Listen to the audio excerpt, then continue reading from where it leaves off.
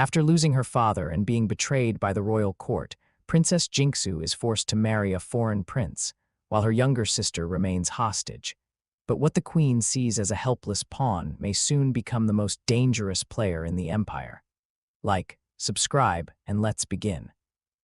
Night had fallen over the kingdom of Bayan, and relentless rain lashed against the city walls.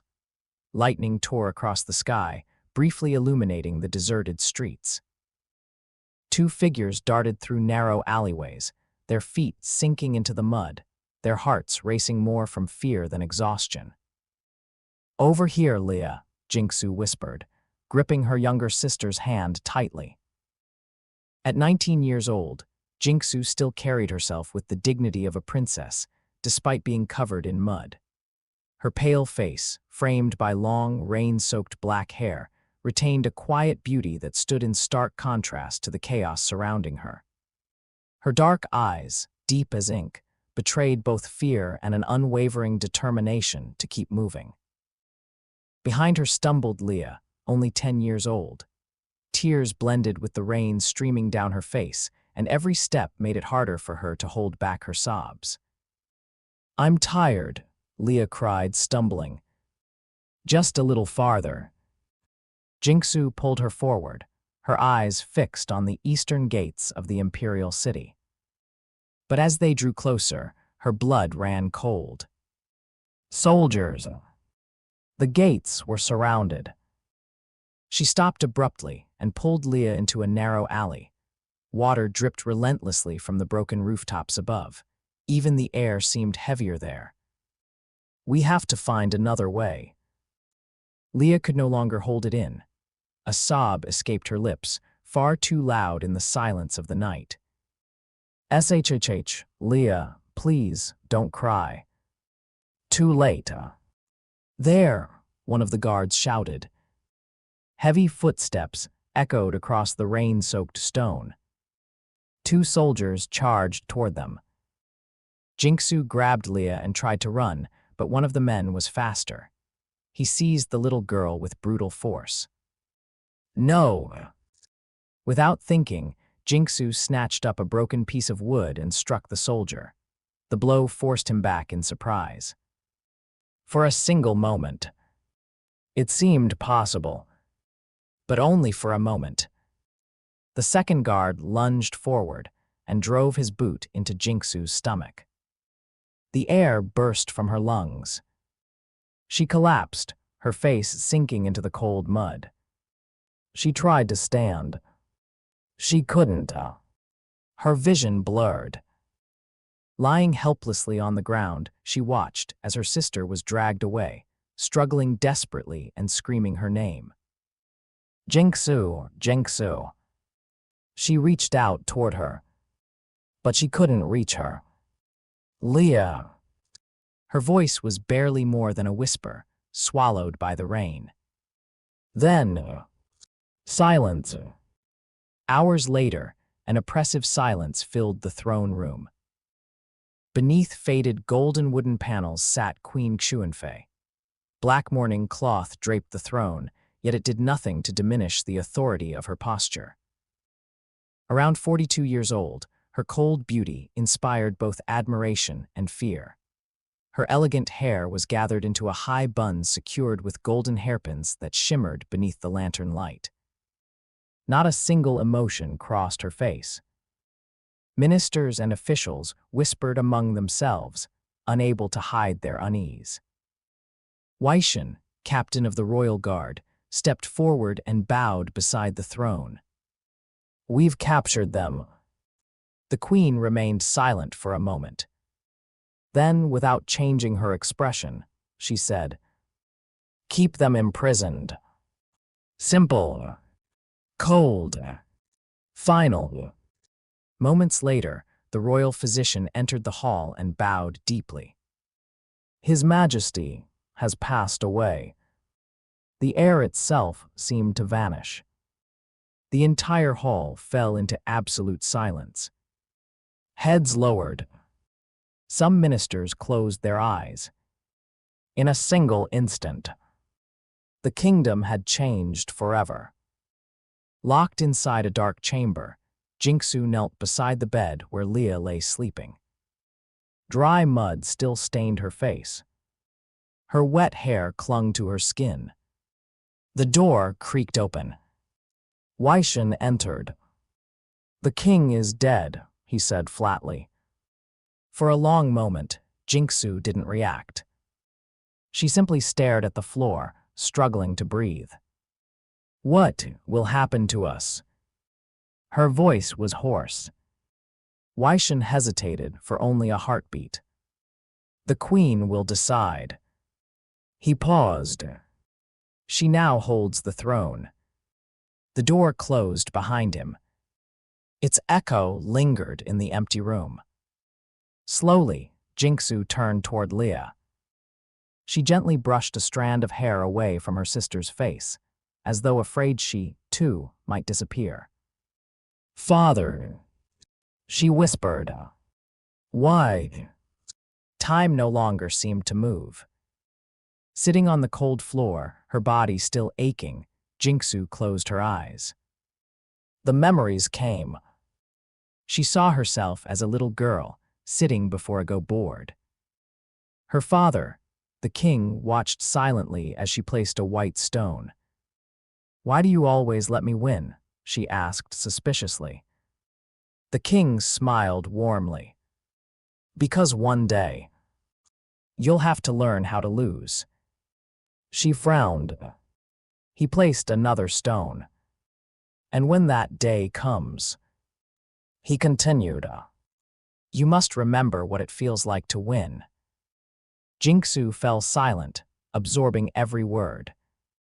She had no idea that it would be the last time they ever played together.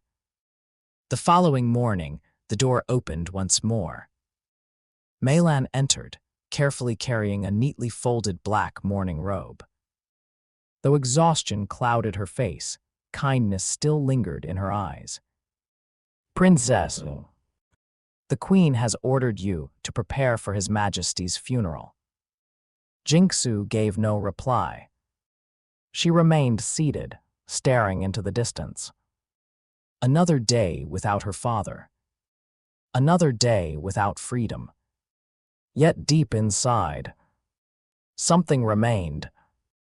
Something neither grief nor loss had managed to destroy. Slowly, Jingsu raised her head. They had taken everything from her. Everything, except her will to survive. The black robe still lay folded in the servant's arms as she lingered at the doorway, silent. Rain tapped against the windows in a steady rhythm, as though the heavens themselves grieved. Jingsu remained kneeling on the cold floor, her gaze lost in the void, shoulders bowed beneath the crushing weight of sorrow and helplessness. The maid took a hesitant step forward. "Your Highness," she murmured, her voice trembling, "I've brought the attire for the funeral. The queen has ordered your presence." Jingsu did not answer at once. Slowly, she lifted her eyes to the woman before her, Meilan, her lady-in-waiting since she was 12. There was fear in her face, yes, but also sadness, and a tenderness that no courtly decorum could disguise. "Meilan," the princess said, her voice a fragile thread, "I'm fine, it will be fine." It was a lie, but Meilan only bowed her head in quiet deference, holding back tears. She knew Jingsu's strength, yet this grief was too heavy for even her to bear. With careful hands, Meilan stepped forward, helping her rise. Kneeling, she untied the linen cloth from her own waist and began wiping the dried mud from Jingsu's hands and legs. Then, she took a warm towel faintly scented with jasmine and gently washed her face. "You have dark circles, my lady," Meilan whispered as she combed the princess's long, dark hair.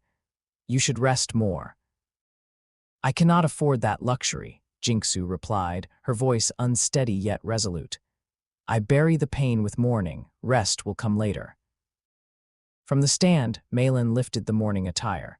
A traditional wide-sleeved hanfu, fine layered silks dyed in deepest black, embroidered with dark gray chrysanthemums, the imperial emblem of grief. A braided silk sash and a white headscarf completed the ensemble.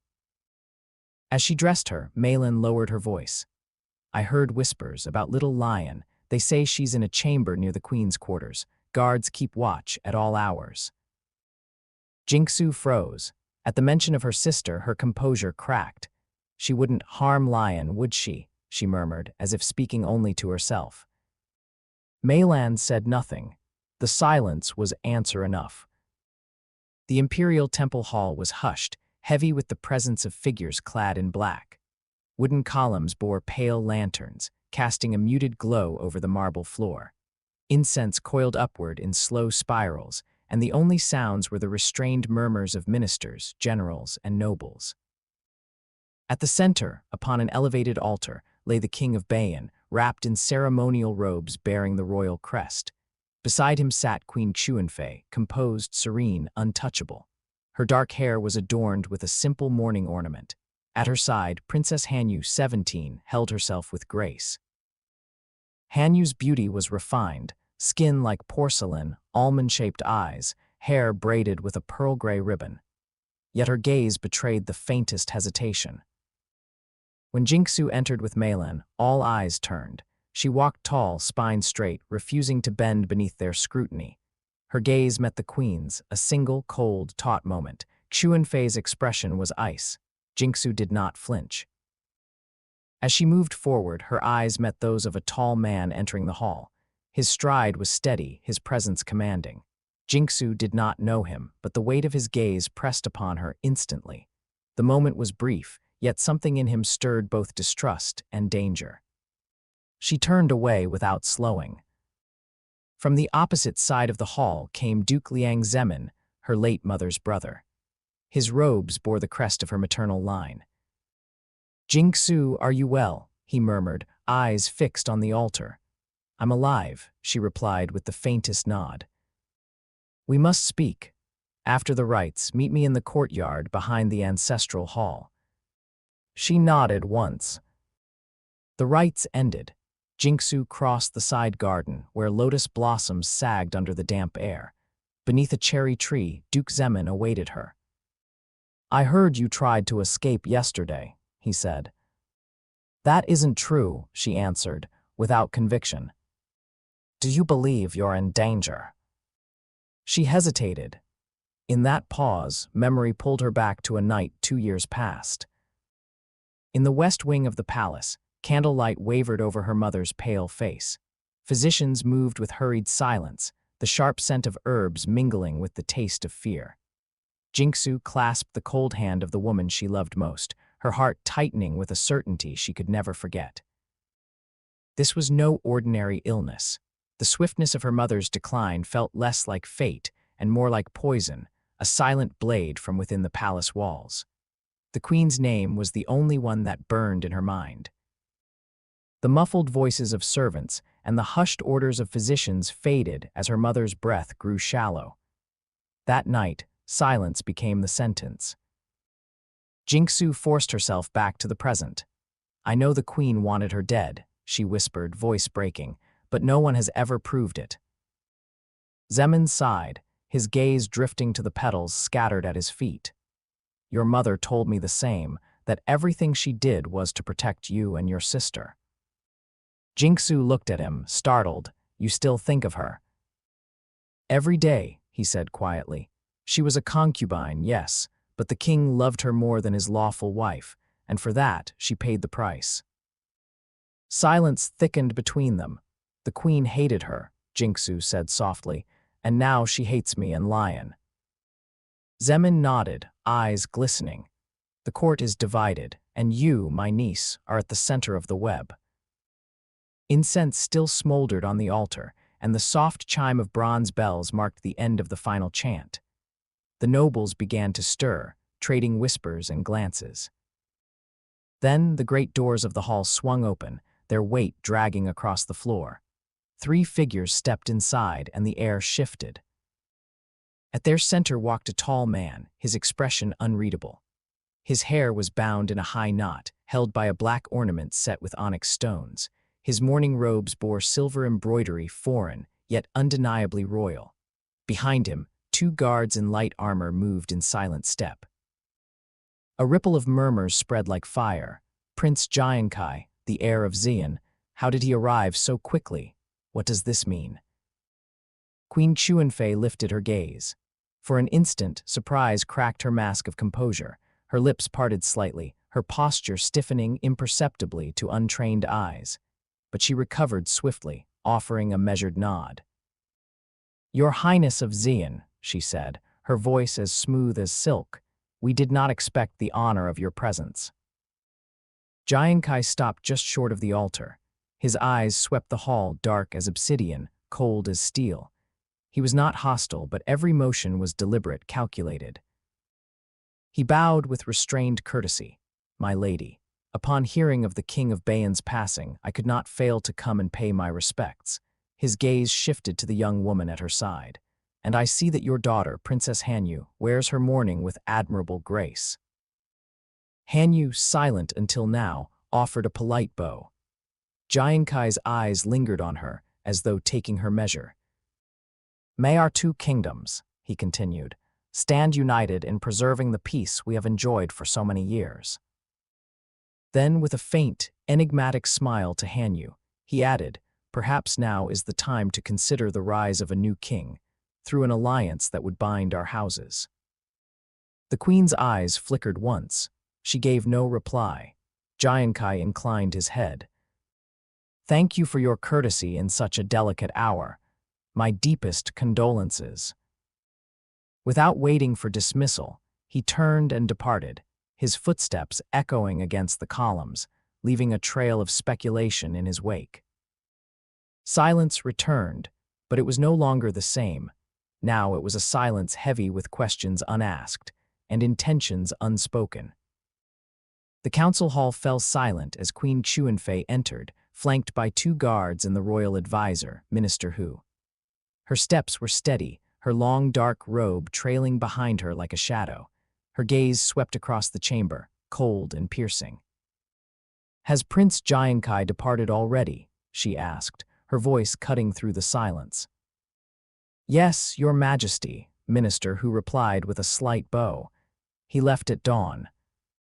The queen's brow furrowed, her lips pressed into a thin line. 2 days in my kingdom, and not a single official visit. What did he do during that time?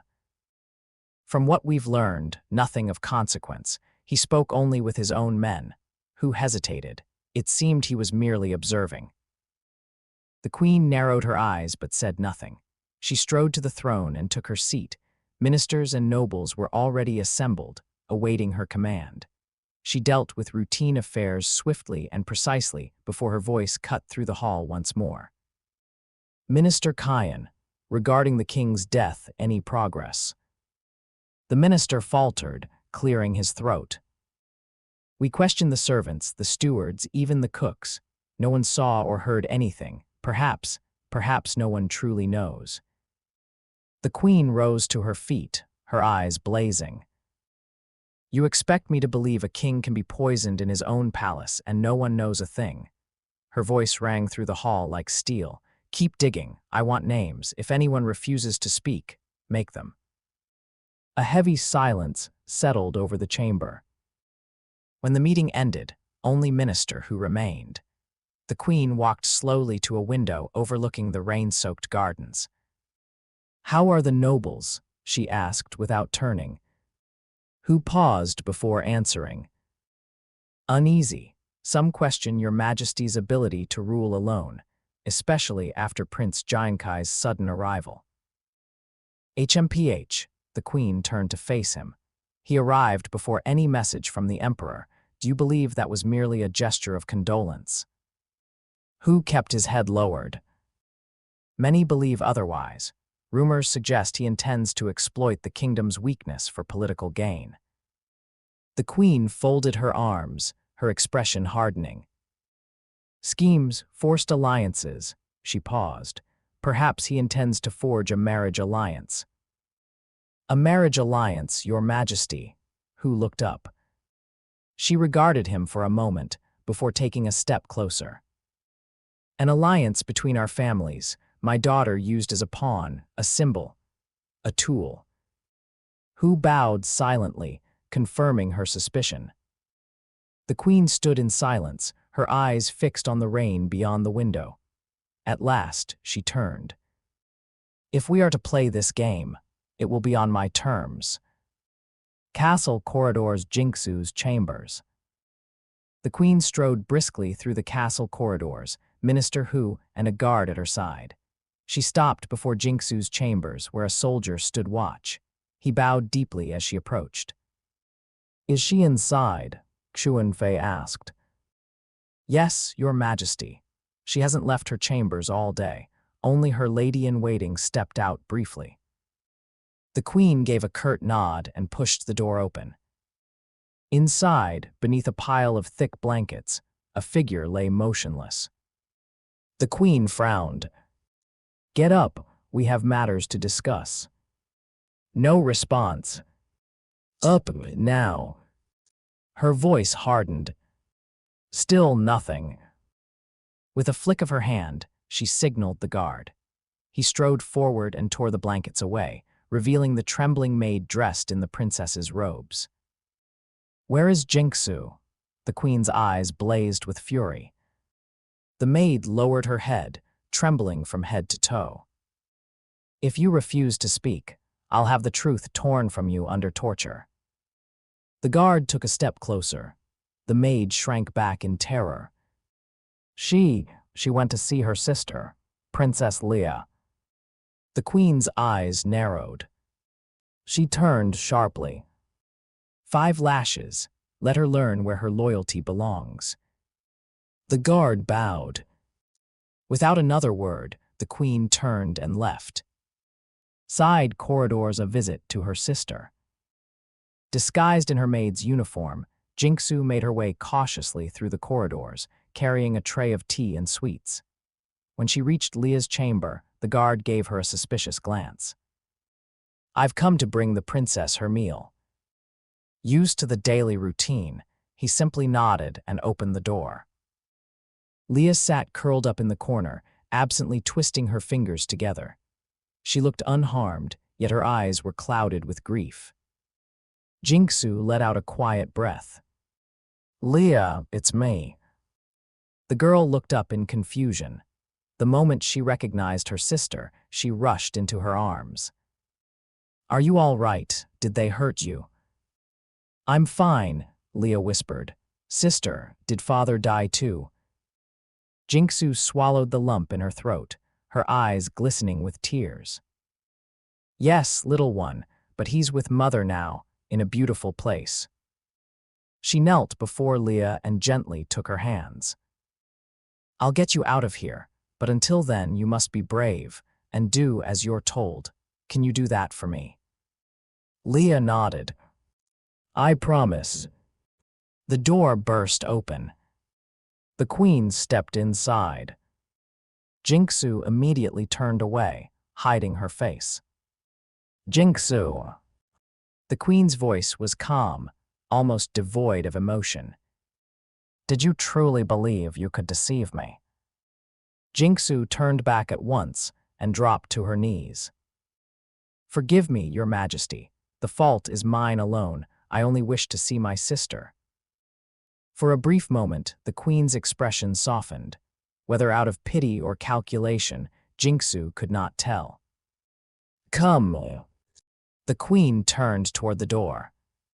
"We have matters to discuss." Jinxu gave Leah's hand one final squeeze. "I'll come back for you." "I promise." Then she rose and silently followed the queen. Throne room, the proposed alliance. They entered the throne room. With a wave of her hand, the queen dismissed every attendant. Soon, only the two of them remained. Jinxu knelt in silence, uncertain of what awaited her. Xuanfei paced across the hall before ascending the throne. After a long, measured breath, she finally spoke. "We haven't spoken since the king's death. It's time you understood your place." Her piercing gaze settled on Jinxu. "There has never been any affection between us. I know I am unwelcome in your eyes, just as you are in mine. That is why you tried to flee." Jinxu lowered her gaze without a word. But since you are so eager to leave, a faint smile crossed the queen's lips. I shall grant your wish. Jingsu looked up in surprise. You'll let me go? Not exactly. The queen's smile turned cold. The kingdom of Bayan will offer a princess to secure peace with the Xian Empire. She paused deliberately. That princess will be you. The color drained from Jingsu's face. An arranged marriage. To the Empire's second prince, Giantson. She took a moment to process the words before realization dawned on her. Is this because of Prince Jiankai? Is that why he came so suddenly? That is none of your concern. The queen leaned back against the throne. Your duty is simple. You will ensure that Prince Giantson supports the youngest prince, Jianyu. If he does, Jianyu may ascend the throne, and your kingdom will remain safe. And Leah? Jingsu asked quietly. A faint smile returned to the queen's face. Your sister will remain here. She let the words linger. Safe.